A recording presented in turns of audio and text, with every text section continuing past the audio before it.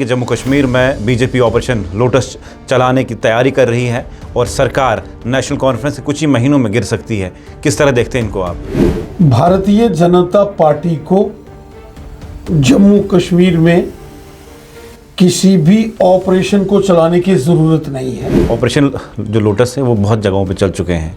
अब बताएंगे, तब भी खबरें गर्दिश कर रही थी, लेकिन अब भी खबरें गर्दिश कर रही हैं। आपने देखा जम्मू कश्मीर में जितनी बार अफवाहें चली, खबरें, रूमर्स चले, देर सही सच साबित हुए।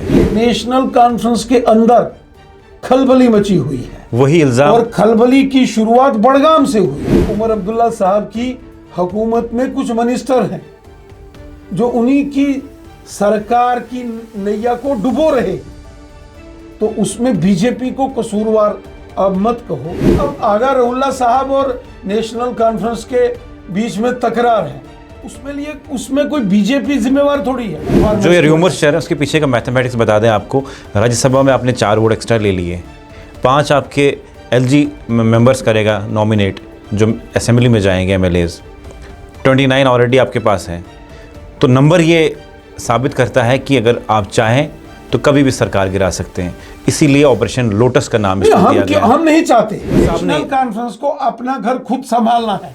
उनके घर को संभालने के लिए कोई दूसरा नहीं आएगा। आप तो घर संभाल नहीं पा रहे हैं, तो आप उनका घर संभाल रहे हैं। तो ये भी कहा जाता है अपोजिशन में रह के आप सरकार चला रहे हैं, सरकार बनाने अपोजिशन में रह के आप सरकार चला रहे हैं। आप पे एलिगेशन लग रहे हैं। आज भी उमर साहब ने बयान दिया हाल ही में, उन्होंने कहा कि हमें डिफेम किया जा रहा है, बदनाम किया जा रहा है। अफसर हमें पूछते नहीं है, राजभवन से जो परमिशन मिलती है ये बुलडोजर चलाते हैं। इस तरह के बयान हाल ही में आए। ये बहानेबाजी। जम्मू कश्मीर में सियासी उथल पुथल और ऐसी खबरें आ रही हैं कि नेशनल कॉन्फ्रेंस की सरकार जल्द गिर सकती है, और ये भी खबरें गर्दिश कर रही हैं कि बीजेपी जम्मू कश्मीर में सरकार बना सकती है। ऑपरेशन लोटस की तैयारी चल रही है। मेरे साथ जम्मू कश्मीर भाजपा के सीनियर नेता और पूर्व प्रदेश अध्यक्ष रविंद्र रैना है। आपका बहुत बहुत स्वागत है। शुक्रिया। जिस तरह से खबरें चल रही हैं कि जम्मू कश्मीर में बीजेपी ऑपरेशन लोटस चलाने की तैयारी कर रही है और सरकार नेशनल कॉन्फ्रेंस के कुछ ही महीनों में गिर सकती है, किस तरह देखते हैं इनको आप? आपने खुद ही कहा कि खबरें गर्दिश कर रही हैं। इसका मतलब ये है कि मीडिया, सोशल मीडिया के अंदर ये चीज़ें चल रही होंगी। भारतीय जनता पार्टी को जम्मू कश्मीर में किसी भी ऑपरेशन को चलाने की ज़रूरत नहीं है। मैं पॉलिटिकल ऑपरेशन जिसका जिक्र आपने किया उसकी बात कर रहा हूं। भारतीय जनता पार्टी इस समय अपोजिशन की सबसे बड़ी जमात है, और अपोजिशन में बीजेपी अपना रोल बखूबी निभा रही है। बीजेपी के एमएलएस अपना काम बखूबी कर रहे हैं। लोगों की बुलंद आवाज बनकर बीजेपी के एमएलएस असेंबली के अंदर और असेंबली के बाहर काम कर रहे हैं। आप ये बताइए, काम कर रहे हैं, ये बताइए आप। एलओपी ने भी ये कहा कि इनकी जो सरकार है, इनकी गाड़ी का जल्द एक्सीडेंट होने वाला है और सरकार गिर सकती है। और अब ये खबरें गर्दिश कर रही है कि बीजेपी ऑपरेशन लोटस चला के सरकार बना सकती है, सरकार को जम्मू कश्मीर में लीड कर सकती है। अब ये ऑपरेशन जो लोटस है वो बहुत जगहों पे चल चुके हैं। अब बताएंगे, तब भी खबरें गर्दिश कर रही थी, लेकिन अब भी खबरें गर्दिश कर रही हैं। आपने देखा जम्मू कश्मीर में जितनी बार अफवाहें चली, खबरें, रूमर्स चले, देर सही सच साबित हुए। जो खबरें गर्दिश कर रही हैं उसका बीजेपी से कोई लेना देना नहीं है। बीजेपी बतौर अपोजिशन जमात हम अपना काम कर रहे हैं। हमारी पार्टी इस समय लोगों की, गरीबों, मस्कीनों, ज़ईफ़ों की बुलंद आवाज़ बन के काम कर रही है। बीजेपी इस वक्त डेली वेजर्स के मामलात हों, रैबरे खेल, रैबरे जंगलात, एनवाईसी, होम गार्ड्स, तमाम अलग अलग डिपार्टमेंटों के अंदर काम करने वाले जो कॉन्ट्रैक्चुअल्स, जो डेली वेजर एम्प्लॉयज़ हैं, वीडीसीज, एसपीओज, उन सब की बुलंद आवाज़ बन के बीजेपी काम कर रही है। अलबत्ता दूसरी तरफ जो हुक्मरान नेशनल कॉन्फ्रेंस की जमात है वो अपने वादे पूरा करने में नाकाम रहे हैं।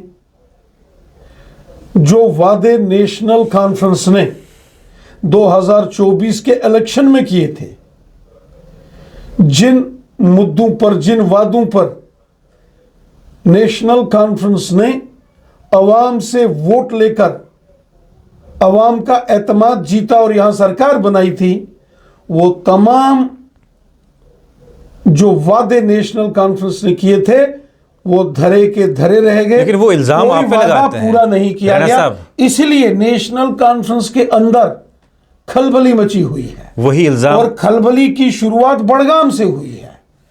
इसमें बीजेपी का कसूर नहीं है। जब बड़गाम में असेंबली के ज़िमनी इंतखाबात थे, बाई इलेक्शन थे, और नगरोटा में भी थे। नगरोटा में भारतीय जनता पार्टी की जो इज्जत दांव पर लगी थी, और नगरोटा के बाद अगर दूसरी सीट थी बड़गाम, तो बड़गाम में नेशनल कॉन्फ्रेंस की साख दांव पर थी। बीजेपी ने नगरोटा को फ्लाइंग कलर्स के साथ शानदार अंदाज में वो सीट हमने दोबारा जीती, लेकिन बड़गाम की सीट नेशनल कॉन्फ्रेंस बहुत बुरे तरीके से वहां हारी है। और ये वही सीट है जिसको 1 साल पहले नेशनल कॉन्फ्रेंस ने 30,000 वोटों की लीड से जीता था। और 1 साल के अंदर अंदर अगर नेशनल कॉन्फ्रेंस बड़गाम की सीट हार गई, तो ये बड़गाम के लोगों ने एक पैगाम दिया है कि जो वादे इस हुकूमत ने किए थे वो वादे वो नहीं पूरा कर पाए। वो चाहे बिजली फ्री देने का ऐलान किया गया था, साल के 12 सिलेंडर फ्री देने की बात की गई थी, हर साल 1 लाख नौकरियां, मतलब 5 सालों में 5 लाख नौकरियां, तो 1 साल में 1 लाख नौकरी तो मिली नहीं। और बाकी राशन डबल करेंगे, नौजवानों को महंगाई भत्ता हर महीने देंगे, जो गरीब लोगों को पेंशन डबल करेंगे। वो तमाम वादे सिर्फ कागजों तक महदूद रहे, और इसीलिए इस हुकूमत की क्रेडिबिलिटी के आगे बहुत बड़े सवालिया निशान खड़े हुए। और जिन चीज़ों को लेकर आप बात कर रहे हैं कि फलानी खबरें गर्दिश कर रही हैं, ये होने वाला है, वो होने वाला है, उसके लिए बीजेपी कतई जिम्मेवार नहीं है। उसके लिए मौजूदा हुकूमत मैथमेटिक्स बताता हूं, मैथमेटिक्स बताएंगे आपको, खुद की नॉन परफॉर्मेंस जो ये रूमर्स चल रहे हैं उसके पीछे का मैथमेटिक्स बता दें आपको। राज्यसभा में आपने 4 वोट एक्स्ट्रा ले लिए, 5 आपके एलजी मेंबर्स करेगा नॉमिनेट, जो असेंबली में जाएंगे एमएलएज, 29 ऑलरेडी आपके पास हैं। तो नंबर ये साबित करता है कि अगर आप चाहें तो कभी भी सरकार गिरा सकते हैं। इसीलिए ऑपरेशन लोटस का नाम इसको दिया गया। हम नहीं चाहते हैं नंबर्स, जो नंबर्स मैंने आपको दिए वो नंबर्स अवेलेबल हैं आपके पास। जिन 4 लोगों ने आपको वोट, जिन 4 लोगों ने आपको वोट दिए राज्यसभा में, वो भी आपके पास अवेलेबल हैं। इंडिपेंडेंट आपके पास अवेलेबल हैं। ये भी कहा जा रहा है बैकडोर से कुछ ऐसे जमातें हैं जो आपके साथ टच में हैं, जिनके एमएलए असेंबली में हैं। तो आपके पास तो नंबर कंप्लीट है, अगर आप चाहें सरकार गिरा सकते हैं, लेकिन नहीं गिरा रहे हैं। ये जो जिसका जिक्र आप कर रहे हो और जो नाम आप दे रहे हो, ऑपरेशन लोटस, ये हंसी आपको भी आ रही है, नंबर्स अवेलेबल आपके पास है। आपके ये जो स्टेटमेंट है, ये जो नाम रखा है आपने, ये नाम सुन के थोड़ा ताजुब हुआ है। भारतीय जनता पार्टी को जम्मू कश्मीर में हम अपोजिशन में हैं, हम अपोजिशन में बाखूबी अपना रोल निभा रहे हैं, हम लोगों की बात कर रहे हैं। आपको तो ये भी कहा जाता है अपोजिशन में रह के आप सरकार चला रहे हैं, सरकार बनाने अपोजिशन में रह के आप सरकार चला रहे हैं, आप पे एलिगेशन लग रहे हैं। आज भी उमर साहब ने बयान दिया हाल ही में, उन्होंने कहा कि हमें डिफेम किया जा रहा है, बदनाम किया जा रहा है, अफसर हमें पूछते नहीं है, राजभवन से जो परमिशन मिलती है ये बुलडोजर चलाते हैं। इस तरह के बयान हाल ही में आए। ये बहानेबाजी है। जम्मू कश्मीर की सरकार को जो लोगों के साथ वादे किए हैं वो जब पूरा करने में सरकार नाकाम होती है तो बहानेबाजी होती है। बहानेबाजी से काम नहीं चलेगा, उनको काम करने पड़ेंगे। जिन लोगों ने हुकूमत को वोट दिया है, उनके प्रॉमिसेस पर, उनके वादों पर जब वही वादा खिलाफी होगी तो जैसे बड़गाम में रिजल्ट आए हैं वैसे रिजल्ट आएंगे। उमर साहब ने कहा, तो फिर आप बीजेपी को कसूरवार नहीं ठहरा सकते कि ऑपरेशन लोटस हो रहा है जी, फलाना हो रहा है जी। उमर साहब ने, नेशनल कॉन्फ्रेंस को अपना घर खुद संभालना है, रविंद्र उनके घर को संभालने के लिए कोई दूसरा नहीं आएगा। आप तो गए हैं, ऐसे आप पे इलेक्शन लग रहे हैं, कई 10-12 लोग एमएलए आपके साथ हैं कनेक्टेड बीजेपी के साथ, जो अभी तैयार है बीजेपी के साथ जाने के लिए। ऐसे भी खबरें चल रही हैं कि वो घर संभाल नहीं पा रहे हैं, तो आप उनका घर संभाल रहे हैं, ऐसे खबरें चल रही हैं। नहीं, मेरे बीजेपी के साथ टच में लोग हैं, मेरे ध्यान में या मेरी आपने बहुत अच्छे से सोचा इंफॉर्मेशन के हिसाब से, और आपने ऐसी कोई खबर आपने ये तो नहीं किया बहुत अच्छे से सोच के, जो मैंने आपको नंबर दिए 10-12 शायद 15 हो। नहीं, ऐसी कोई खबर नहीं है, ना ही ऐसी कोई कहीं गुफ्तगू है, ना ही कोई इस किस्म का कोई प्लान हमारे पास है। बीजेपी बाखूबी जम्मू कश्मीर में अपोजिशन के तौर में अपना काम कर रही है। बीजेपी को जम्मू कश्मीर में हुकूमत बनाने की कोई जल्दबाजी नहीं है।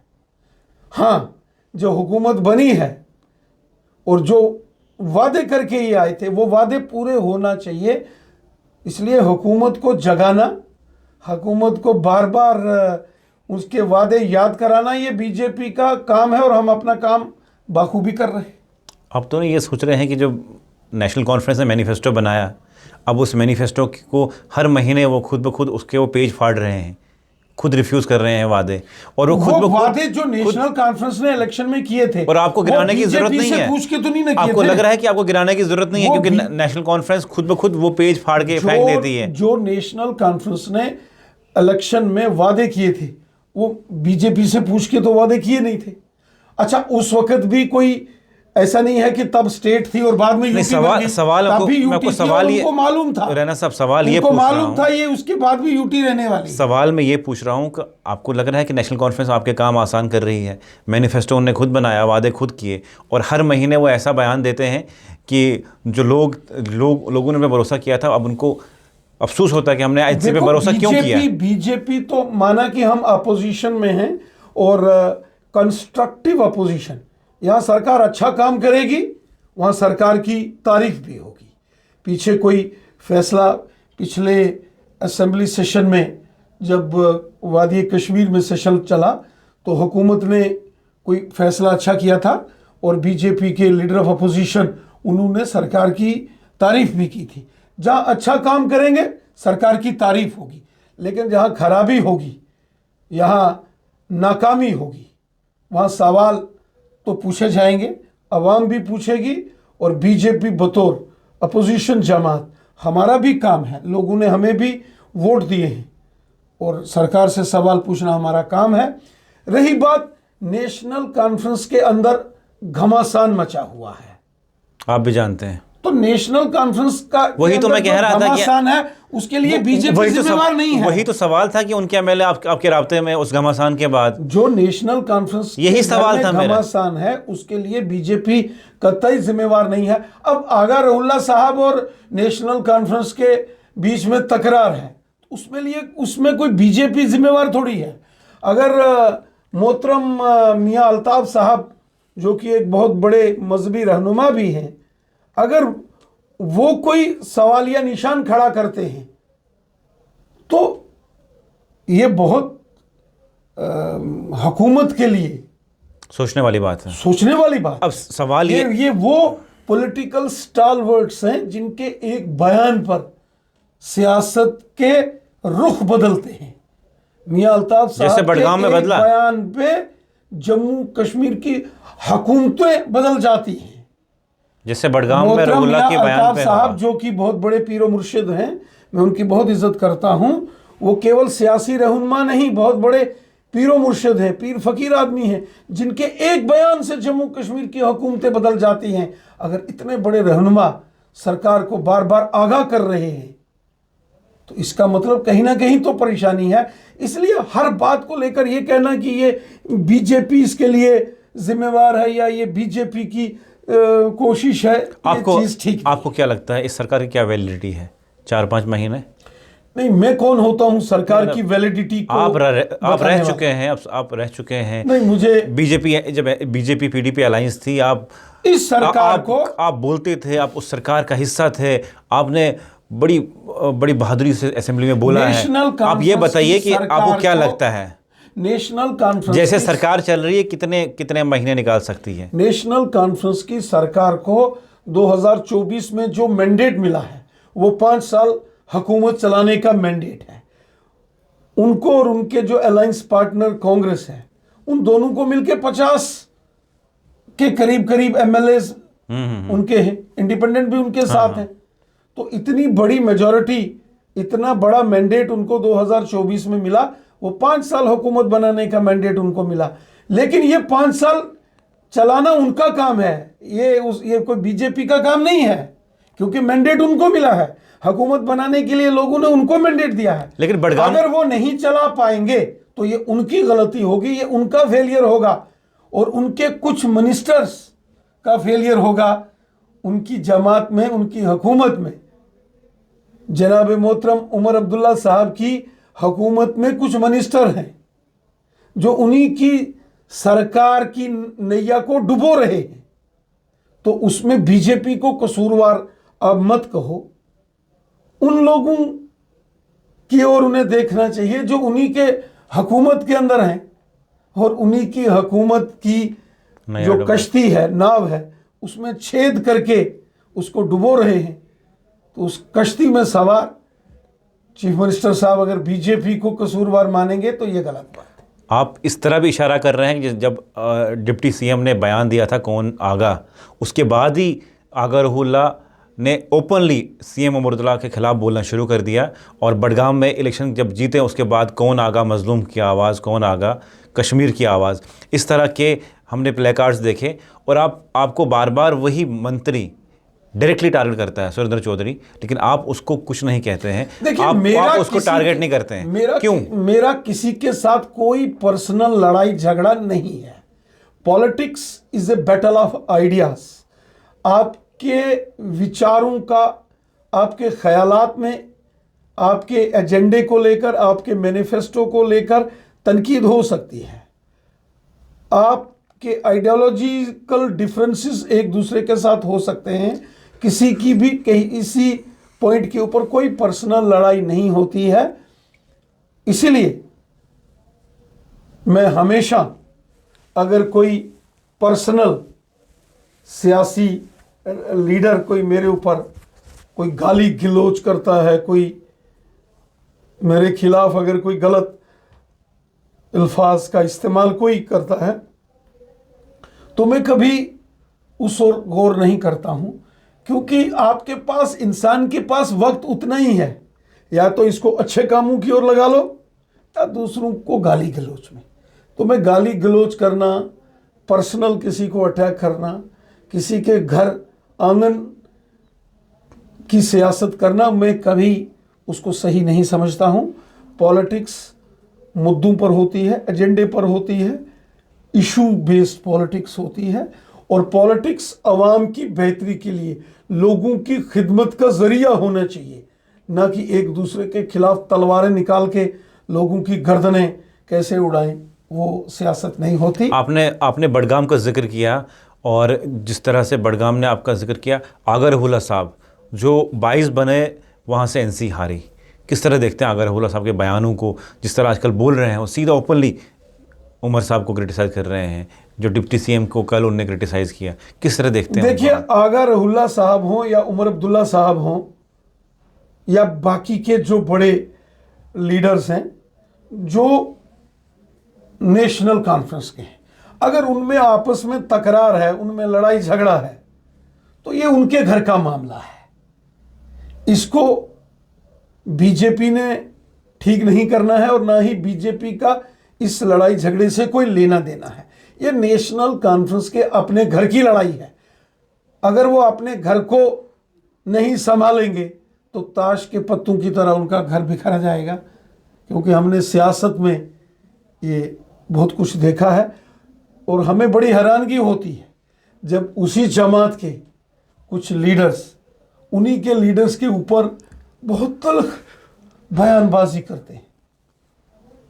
अब कुछ भी है, एक शख्स जो 3 बार एमएलए रहा है, मिनिस्टर रहा है और मौजूदा वक्त में जो मेंबर पार्लियामेंट है, उसको ये कहना कि कौन आगा, कैसा आगा, केड़ा आगा, ये बड़ा हैरान कुन करने वाला बयान था। और मैंने देखा कि उसी बयान के बाद आगा रहुल्ला साहब मैदान में उतरे और फिर उन्होंने दिखाया कि कौन आगा और कैसा आगा और केड़ा आगा। जब वो बयान दे दिया गया, उमर अब्दुल्ला साहब की सरकार के एक मिनिस्टर ने दिया, तो उसके बाद आगा रहुल्ला साहब ने, आपको लगता है कि वही टर्निंग पॉइंट बना एनसी को हारने के लिए? वो बयान काफी था। मैं बड़गाम में था इलेक्शन में, मैं लगभग, क्योंकि वही बयान बार बार वायरल हुआ, बार बार वो प्लेकार्ड्स दिखाए गए। क्या आपको लगता है मेन मुद्दा हारने का वही था? मैं बड़गाम में असेंबली इलेक्शंस, जो बाई इलेक्शंस थे, वहाँ गया था, 8-10 दिन वहाँ रहा। बड़गाम, सोईबूग, नारबल, हमामा, बिमना, इन तमाम एरियाज़ में मैंने विज़िट किया और मैंने वहाँ ये महसूस किया कि बड़गाम के लोगों के सेंटिमेंट्स हर्ट हुए थे जब उमर साहब की सरकार के एक मिनिस्टर ने यह बयान दिया कि कौन आगा, कैसा आगा, केड़ा आगा। और वाकई ये टर्निंग पॉइंट था जिसके बाद नेशनल कॉन्फ्रेंस बड़गाम की वो सीट हार गई जो उन्होंने बड़े मार्जिन से जीती थी। 1977 के बाद ये नेशनल कॉन्फ्रेंस सीट कभी नहीं हारी थी। ये पहली बार वो सीट हारी जो 1 साल पहले 30,000 की लीड से जीते थे।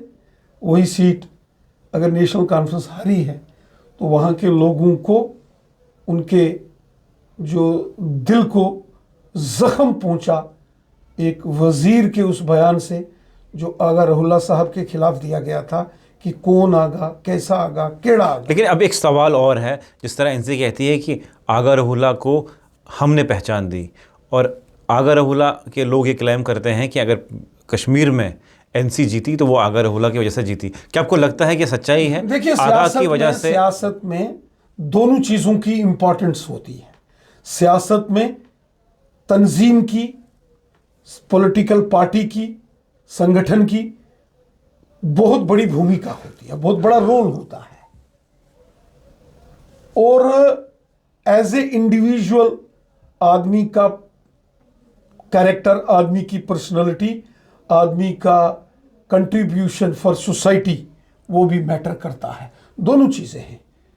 ऑर्गेनाइजेशन, तंजीम, उसका भी बहुत बड़ा रोल होता है, बहुत इंपॉर्टेंस होती है, उसकी भी सिग्निफिकेंसेस होती है। और वहीं व्यक्ति का अपना वकार, अपना कैरेक्टर, अपना कंट्रीब्यूशन टुवर्ड्स सोसाइटी, वो भी इंपॉर्टेंट होता है। दोनों की इंपॉर्टेंस है। चलिए, बहुत बहुत शुक्रिया। मेरे साथ भाजपा के सीनियर नेता और पूर्व जम्मू कश्मीर के अध्यक्ष रविंद्र रैना मौजूद थे बातचीत करने के लिए। और ऐसी खबरें गर्दिश कर रही है कि उमर अब्दुल्ला की सरकार जल्द गिर सकती है और भाजपा ऑपरेशन लोटस की तैयारी कर रही है, जिसमें यह बताया जा रहा है कि नेशनल कॉन्फ्रेंस के जो एमएलएज हैं वो बीजेपी के टच में हैं। और आपने देखा कि राज्यसभा में किस तरह से बीजेपी को वोट मिले और कौन लोग उनके साथ थे। अगर 5 लोग और जो एमएलए एलजी ने नॉमिनेट करने हैं, उसके बाद इंडिपेंडेंट और कुछ ऐसी पॉलिटिकल पार्टी जिनके खुद के एमएलएज हैं, वो अगर भाजपा के साथ मिल सकते हैं तो सरकार को गिरा सकते हैं या सरकार गिर सकती है। लेकिन अब ये भी लोग बोल रहे हैं कि नेशनल कॉन्फ्रेंस खुद ब खुद अपने पाँव पे कुल्हाड़ी मार रही है। जिस तरह से मैनिफेस्टो पे उनने वादे किए, उसके बाद किस तरह से बयानबाजियाँ हुई, चाहे वो बिजली की चोरी की बात हो, बिजली के मीटर्स की बात हो या फिर स्मार्ट मीटर्स की बात की जाए, तमाम बातों से नेशनल कॉन्फ्रेंस ने मुंह मोड़े। और अब आगे आने वाला वक्त क्या होता है, आने वाले वक्त में क्या कुछ रुख बदलेगी सरकार, आपको क्या लगता है? कमेंट सेक्शन में ज़रूर लिखिएगा।